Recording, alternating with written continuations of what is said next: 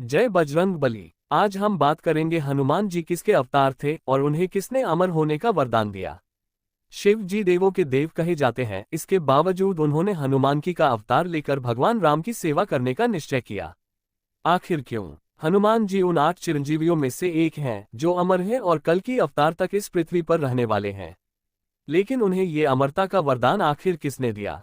चलिए जानते हैं। रामायण में हनुमान जी का किरदार बेहद दिलचस्प और प्रेरणादायक है। ये एक ऐसा अवतार है जिन्होंने आम जन के लिए कई प्रेरणादायक किस्से और चरित्र स्थापित किए हैं। हनुमान जी को जितना समझा जाए उतना कम है। एक सरल भक्त, एक चंचल मस्तिष्क, एक वीर योद्धा और एक समर्पित सेवक और न जाने क्या क्या। पौराणिक मान्यताओं के अनुसार हनुमान जी या तो शिव का अंश है या फिर वो शिव का अवतार। लेकिन शिव जी तो महादेव हैं। फिर उन्होंने भगवान विष्णु का सेवक होना क्यों चुना, चलिए समझते हैं। शिवजी का हनुमान अवतार पौराणिक मान्यताओं की माने तो भगवान विष्णु जब राम अवतार में पृथ्वी पर आए तो उन्हें एक ऐसे परमभक्त और सहयोगी की आवश्यकता थी जो हर परिस्थिति में उनकी सहायता कर सके।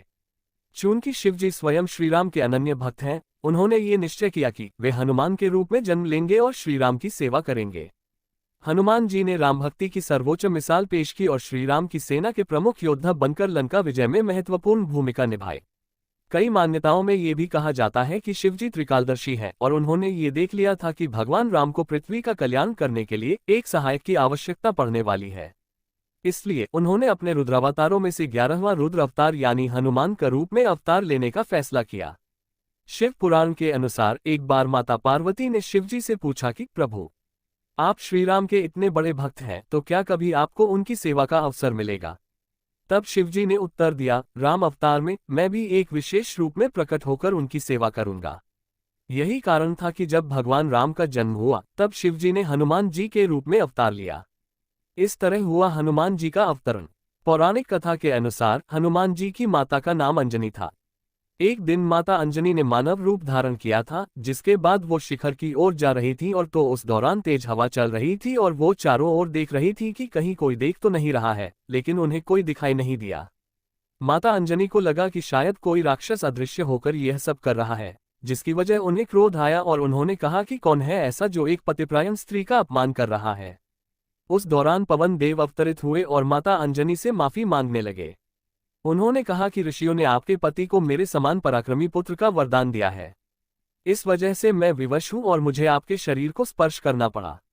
मेरे अंश से आपको एक तेजस्वी बालक की प्राप्ति होगी। उन्होंने आगे कहा कि मेरे स्पर्श से भगवान रुद्र आपके पुत्र के रूप में प्रविष्ट हुए हैं। इस तरह से माता अंजनी के घर में देवों के देव महादेव ने बजरंगबली जी के रूप में अवतरित हुए। हनुमान जी को अमरता का वरदान। पौराणिक कथाओं के अनुसार हनुमान जी को अमरता का वरदान भगवान ब्रह्मा, भगवान विष्णु, भगवान शिव, माता सीता और स्वयं श्रीराम सहित कई देवताओं से प्राप्त हुआ था। ब्रह्मा जी ने हनुमान जी को अजेयता, किसी से पराजित न होने और मृत्यु से मुक्ति का वरदान दिया।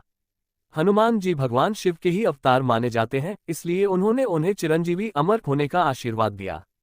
जब श्रीराम जी का पृथ्वी से प्रस्थान करने का समय आया तब उन्होंने हनुमान जी को कलियुग तक धरती पर रहने और अपने भक्तों की सहायता करने का आशीर्वाद दिया।